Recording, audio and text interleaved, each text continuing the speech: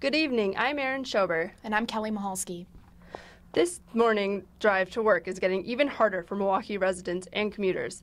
This week, more construction is going to begin in the city. The Wisconsin Department of Transportation is doing major renovations on 13 bridges over highways I-43 and I-94, starting at the Hone Bridge and continuing all the way to the I-794 freeway.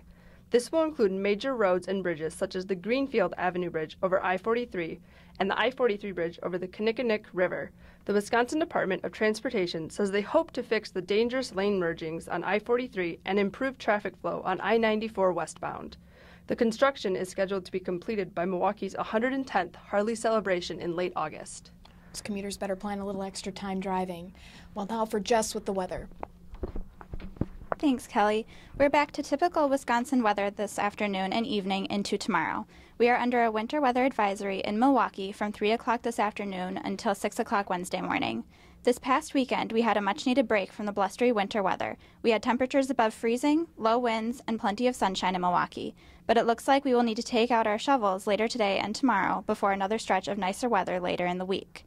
We have a winter storm headed our way for later today. You can expect to see sleet, snow, and ice accumulations that may make travel difficult for the evening commute. The Milwaukee metro area can expect to see between 3 to 7 inches of snow by Wednesday afternoon, but the totals may change if the storm tracks further north or south. Please take the necessary precautions and drive carefully as you make your way home tonight. Now back to you, Erin. Thanks, Jess.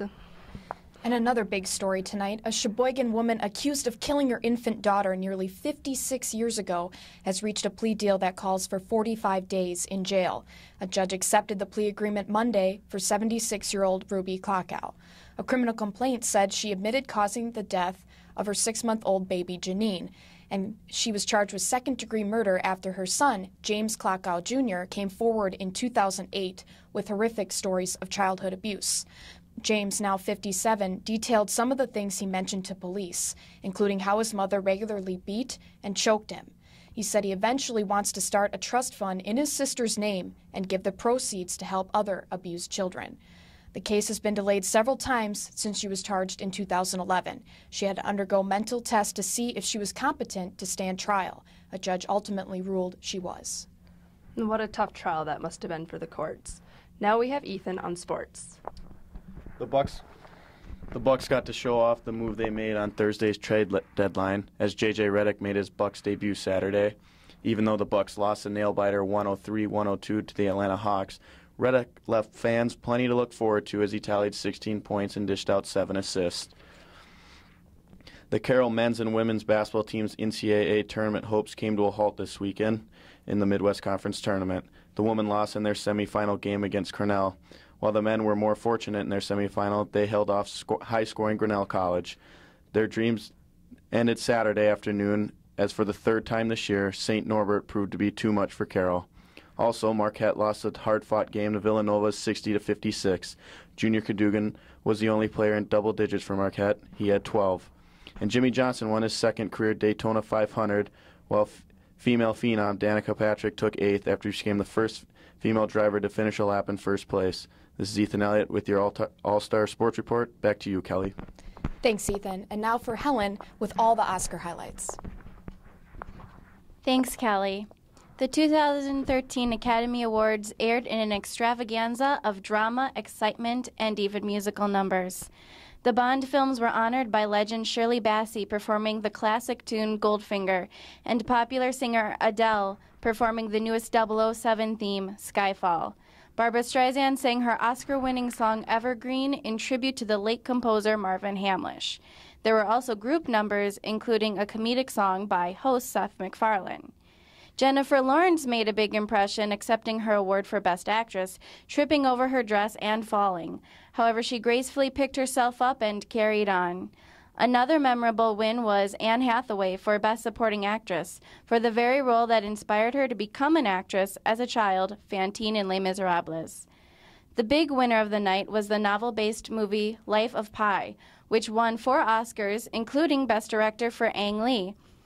Best Picture of the night went to Argo, which was presented in a history-making first by the First Lady Michelle Obama.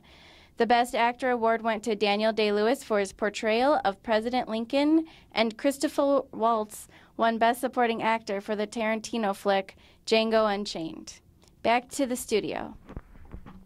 And what a fun night that was. Yeah, I always love watching the Oscars. Keeping you updated, I'm Erin Schover. And I'm Kelly Mahalski. Nice job, guys. Okay, 3, 2. Welcome to COM 278. Hi, I'm Jeanette Land. And I'm Audrey Erickson. Will this warm weather continue? Corey has the details on your local weather. Corey? Thanks, Jeanette. You can expect a change from yesterday's sun and light breeze to snow showers and some gusty winds. The snow is expected to start around 4 p.m. and become heavier throughout the night. 3 to 5 inches is expected, so please plan ahead for those traffic delays and icy roads. Today's high sits at around 34 degrees with a low of 28. And a look at the week ahead. Don't expect too much sun until at least Saturday. Snow showers are expected until Friday night with an additional accumulation of 3 to 5 inches. Temperatures will be hovering around the low to mid-30s during the week, but like I said, the weekend is promising some sunshine. And back to you, Audrey. Thanks, Corey. Hopefully you can stay inside if you do live in those areas to be hit hard later tonight. In Madison, a teenage girl was left inside a basement until she dropped to 68 pounds. Jeanette? Yes, a couple from Madison are each accused of 6 felonies, 2 of which are neglect and child abuse. A trial was set for yesterday for claims that they starved and tortured their teenage daughter. The tortures consisted of the girl's stepbrother sexually assaulting her and her parents locking her in the basement and starving her until she was nearly reached 68 pounds. No names are available and the trial still continues. A woman is put on trial after some time after the crime. Audrey has all the details. A Sheboygan woman may face probation and about a month behind bars for the murder of her daughter that happened 50 years ago. Ruby Klokow pled no contest to charges on Monday. In 1957, the death was declared accidental, but in 2008, Klokow's son told police of his suspicion of the woman. Klokow's lawyer and the Sheboygan County District Attorney said that if the cost of health care is too great, they may just put her under house arrest. In other news, Milwaukee Mayor Tom Barrett is promising over 100 jobs to the city. Kelly Harris has the story. On Monday morning, Milwaukee Mayor Tom Barrett made his State of the City address right behind me in the Prisloff building. The mayor made a big announcement about jobs, saying that 2 companies are bringing a combined 100 jobs to the city. Those companies are Natural Resources Technology, an engineering and consulting firm, and Ingeteam, a company in the green energy industry.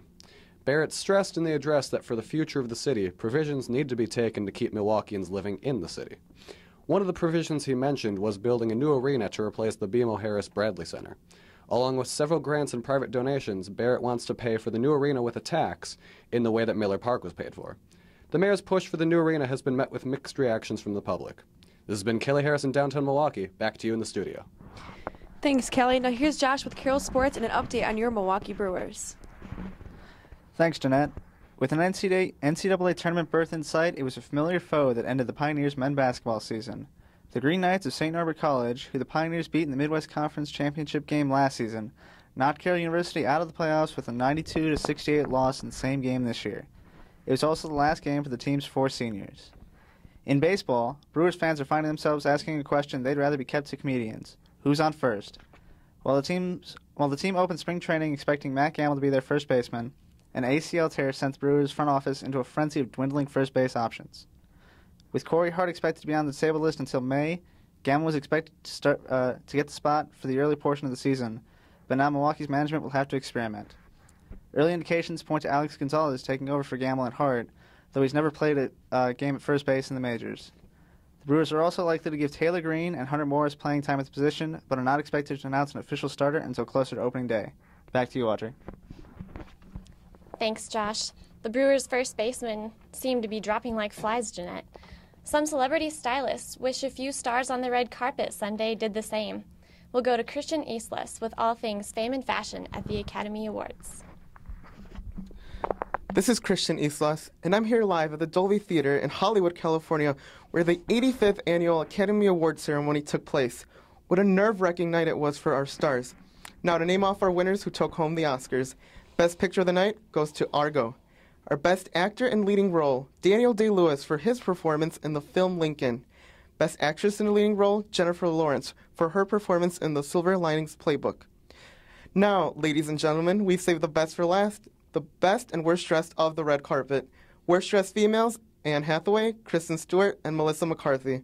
Best dressed females goes to Jennifer Lawrence, Jennifer Garner, Charlize Theron, and Halle Berry. The best dressed males on the red carpet, Ben Affleck, George Clooney, Channing Tatum, and Bradley Cooper. Kudos to the men not having met any of the worst dressed categories of the night.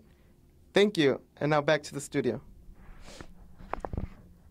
And poor Jennifer Lawrence fell on the stairway before accepting her Oscar. I did see that, but you know what? I think it was just so great that she laughed off and pulled herself up and just it really showed her fun personality. She did well.